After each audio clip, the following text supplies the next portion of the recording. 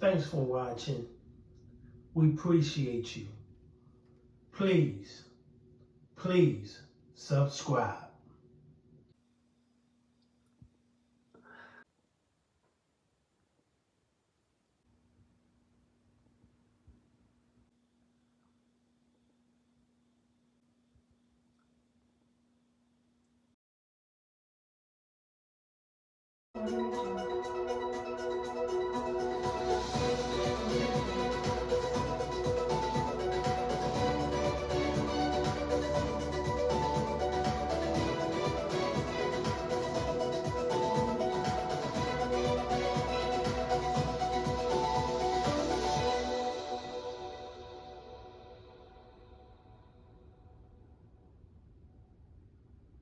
Being Breast Cancer Awareness Month, but it's also Domestic Violence Awareness Month, and we're talking about it today to help unmask the problem and try to prevent it. Susan Kidder is CEO of Safe Connections. Thank you so much for being here. Let's start out. What is domestic violence? You've been telling me there are even different types. Right. Well, domestic violence is a pattern of assaultive and coercive behaviors that an abuser uses to control their intimate partner.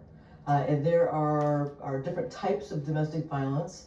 The first is the most obvious, and that's physical violence, because we can see that. The second is a little bit more insidious because we can't, and that is the emotional and the psychological abuse that an abusive partner uses, again, to control and manipulate their partner. That could be a spouse, that could be a former spouse, that could be a dating partner.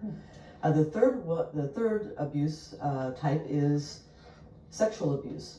It is if someone is using that as a coercive behavior, forced sexual activity is also part of domestic violence, as is financial or economic violence.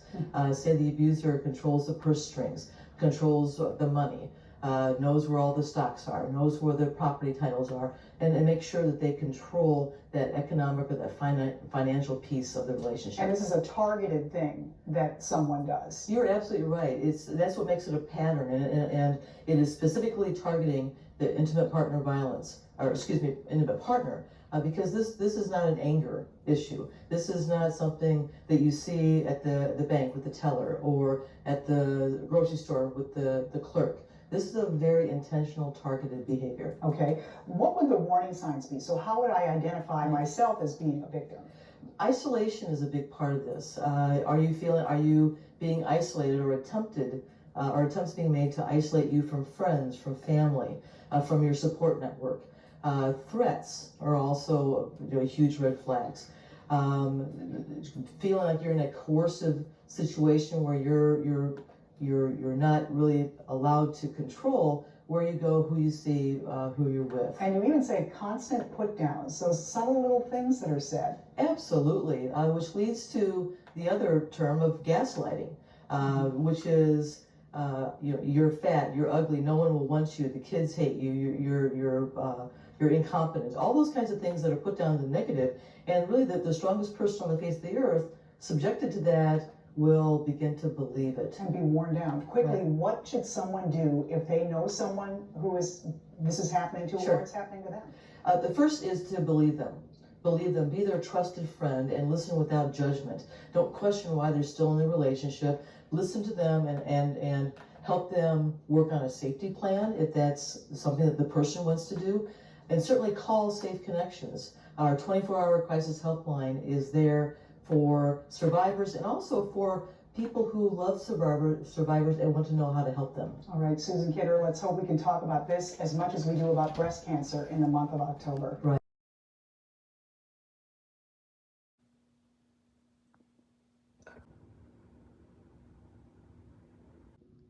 Thanks for watching. We appreciate you. Please subscribe.